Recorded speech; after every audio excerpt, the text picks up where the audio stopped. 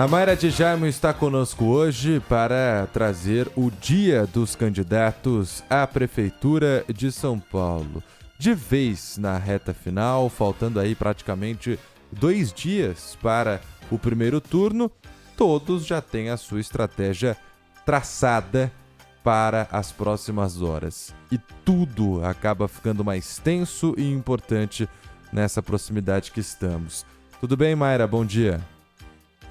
Oi, Lopato, Sabino, bom dia para vocês, para todos os ouvintes. Pois é, agora pouquíssimos dias. E para hoje, os principais candidatos à Prefeitura de São Paulo adotaram uma mesma estratégia: evitar agendas públicas ao longo do dia para poder focar na preparação para o último debate antes do primeiro turno, que acontece hoje. Então, Guilherme Boulos, do PSOL, José Luiz da Atena, do PSDB, Tabata Amaral, do PSB, e Pablo Marçal, do PRTB, não tem nenhum outro compromisso de campanha marcado para hoje. Só Ricardo Nunes, do MDB, que tem mais uma agenda, né? Teve uma agenda que está acontecendo agora, começou às 10h45 da manhã, uma reunião com empresários da Associação Empresarial da Região Sul, e ele tem também alguns despachos na atual função de prefeito. De qualquer forma, é um dia mais leve também. E essa estratégia de foco na preparação foi adotada porque as pesquisas mostram muitos eleitores ainda indecisos e um empate técnico entre Ricardo Nunes, Guilherme Boulos e Pablo Marçal. Para garantir a segurança, a emissora responsável pelo debate vai instalar um detector de metais na entrada e nenhum assessor ou segurança dos candidatos vai poder entrar armado. O local vai contar também com 20 seguranças da própria emissora. Parte deles vai ficar responsável por conter os candidatos se tiver algum problema, alguma alteração, e outra parte vai ficar de olho nos assessores de campanha. Só foram convidados os candidatos de partido com representação no Congresso Nacional de, no mínimo, 5 parlamentares e aqueles que tenham alcançado pelo menos 6% de intenções de voto na última pesquisa da Quest, divulgada no dia 30 de setembro. Portanto, vão participar os candidatos da Atena, Guilherme Boulos, Pablo Marçal, Ricardo Nunes e Tabata Amaral, todos já confirmados. Marina Helena, do Novo, ficou de fora. Sobre ontem, da Atena teria uma agenda na Avenida Paulista, mas cancelou para já começar a preparação para o debate. Ele, inclusive, tem evitado falar com a imprensa em alguns encontros. No final dos últimos debates, quando normalmente todos os candidatos dão uma declaração, ele tem evitado falar também. Pablo Marçal não teve agenda pública ontem, só reuniões fechadas, e participou de uma sabatina para um veículo de comunicação à noite. Guilherme Boulos fez uma carreata no Butantã, na Zona Oeste, na rodovia Raposo Tavares. Ele faria uma live também com o presidente Lula ontem à noite, mas foi cancelada por causa dos problemas no voo do presidente que retornava do México. Mas eles devem fazer uma caminhada juntos no sábado.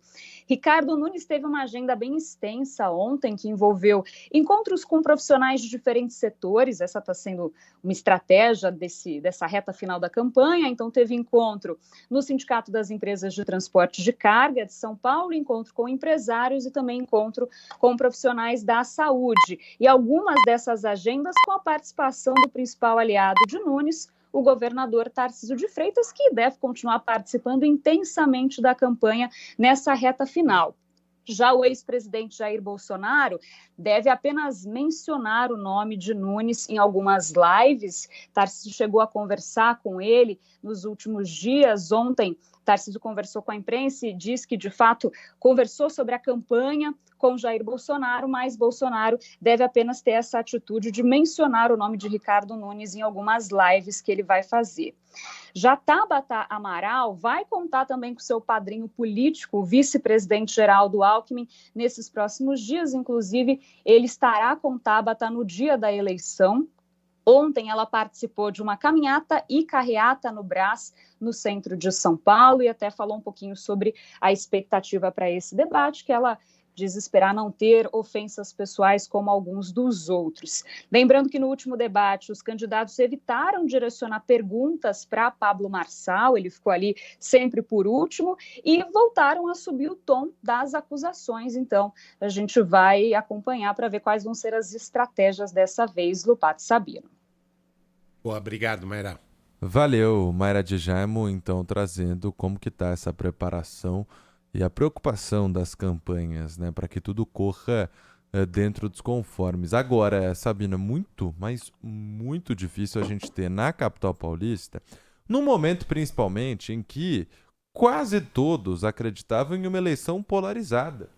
Antes dos candidatos se confirmarem, se falava o seguinte: com dois padrinhos políticos que polarizaram a eleição nacional, teremos uma eleição polarizada e nacional. Os dois candidatos, Ricardo Nunes, apoiado por Bolsonaro, e Guilherme Boulos, apoiado pelo presidente Lula, estão se destacando realmente. Mas aí a entrada de outros personagens, como José Luiz da Atena e Pablo Marçal, mudaram essa questão, né? Qual foi a última vez que a gente viu São Paulo, a capital paulista, a mais populosa cidade do país, com 3 candidatos tendo chance clara de passar para o segundo turno a 2 dias da eleição? Eu vou dizer mais. Eu não vou cravar, porque acho pouquíssimo provável, praticamente impossível.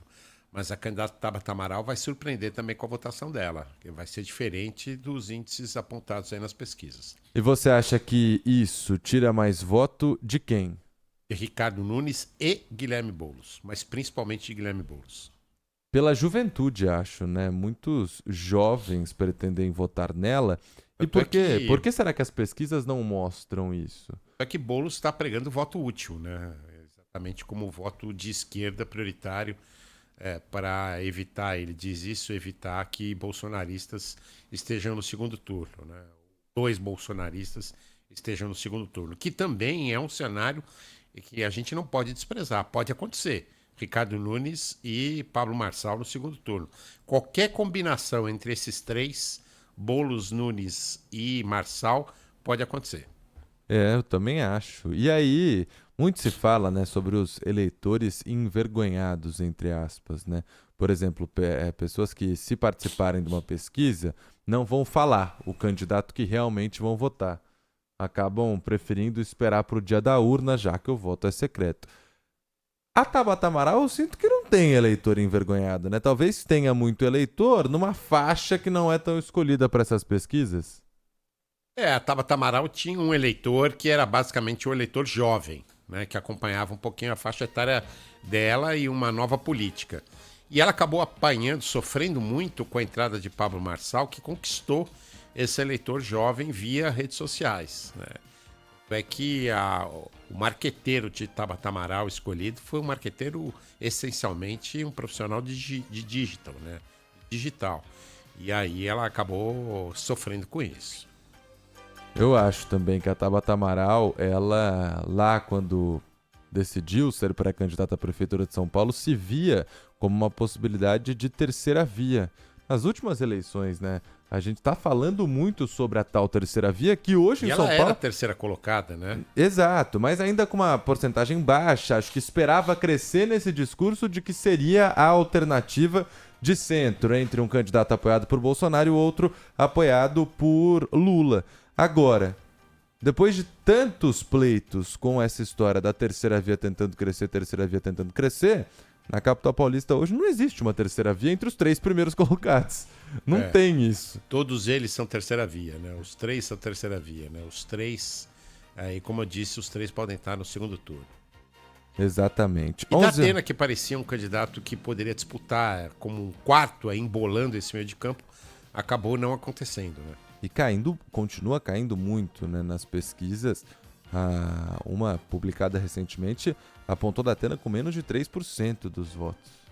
É muito pouco para quem no início chegou a ter 12%, 13% das intenções de voto. Perdeu força durante a campanha realmente. E essa semana a gente traz uma prestação de serviço por dia, viu? Para você que nos acompanha e está se preparando, assim como os candidatos, para domingo. Mas aí, no caso, para votar. A gente já falou sobre o e-título, que se você tiver baixado facilita muito a sua vida na hora de apertar os botõezinhos. Já falamos sobre o que pode e o que não pode no dia da eleição, no momento que você for até a sua zona eleitoral para registrar o seu voto. E agora, hoje, nós vamos falar sobre os locais de votação que mudaram. mais de 30 mil pessoas aqui em São Paulo estão sendo afetadas por uma mudança no seu local de votação. Como que eu sei se o meu foi alterado? Hein, Luiz Felipe Nunes? Bom dia para você. Bom dia, Lupato. Bom dia, Sabino. Bom dia a todos os nossos ouvintes. 32.700 eleitores aqui da capital paulista terão de conferir se o seu local de votação foi alterado, principalmente se você vota no centro de São Paulo, na Moca, no bairro do Morumbi ou no Butantã. O que acontece, assim como em todas as eleições, é que algumas unidades de ensino foram fechadas, pararam de existir, e outras houve uma realocação, remanejamento por parte da Justiça Eleitoral para fazer com que o fluxo de votação seja melhorado.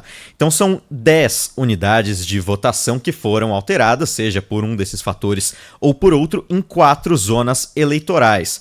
São elas na Bela Vista, onde 6 unidades de ensino foram alteradas, na Moca, onde uma unidade de ensino foi alterada, no Morumbi, 2 sessões e na Vila Matilde, uma alteração.